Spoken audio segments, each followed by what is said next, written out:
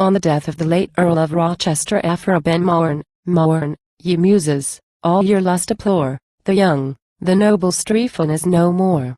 Yes, yes, he fled quick as departing light, and any shall rise from death's eternal night. So rich a prize the Stygian gods in ear bore, such wit, such beauty, never gracked their shore. He was but lent this duller world he earned prove in all the charms of poetry, and love. Both were his gift, which freely he bestowed, and like a god, dealt to the wondering crowd.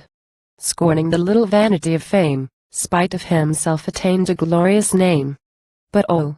in vain was all his peevish pride, the sun as soon might his vast luster hide, as piercing, pointed, and more lasting bright, as suffering no vicissitudes of night. Mourn, ye muses, all your lust deplore, the young, the noble Strephon is no more. Now uninspired upon your banks we lie, unless when we would mome his elegy. His name's a genius that would wit dispense, and give the theme a soul, the words a sense. But a fine thought that ravished when it spoke with the soft youth eternal leave has took. Uncommon wit that did the soul recalm, is buried all in Strephon's worshipped tomb. Satire has lost its art, its sting is gone, the fop and culling now may be undone. That dear instructing rage is now eyed, and no sharp pen dares tell him how they've strayed. Bold as a god was every lash he took, but kind and gentle the chastising stroke. Mourn, ye youths, whom fortune has betrayed, the last reproacher of your vice is dead. Mourn, all ye beauties, put your cypress on, the truest swain that e'er adored you's gone. Think how he loved, and read, and sighed, and spoke, recall his mien, his fashion, and his look. By what dear arts the soul he did surprise, soft as his voice, and charming as his eyes. Bring garlands of never-dying flow single quotares, bedded with everlasting failing show single quotares. Fix your fair eyes upon your victim's slave, sent gay and young to his untimely grave.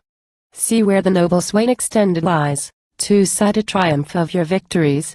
Atomed with all the graces heaven irrelevant, all that was great, soft, lovely, excellent you've laid into his early monument. Mourn, ye beauties, your sad lust deplore, the young, the charming Strephon is no more. Mourn, all ye little gods of love, whose darts have lost their wonted power of piercing hearts. Lay by the gilded quiver and the bow, the useless toys can do no mischief now, those eyes that all your arrows points and spurred, those lights that gave ye fire are now returned, cold as his tomb, pale as your mother's doves. Bewail him then, O all ye little loves, for you the humblest victory have lost that ever your divinities could boast.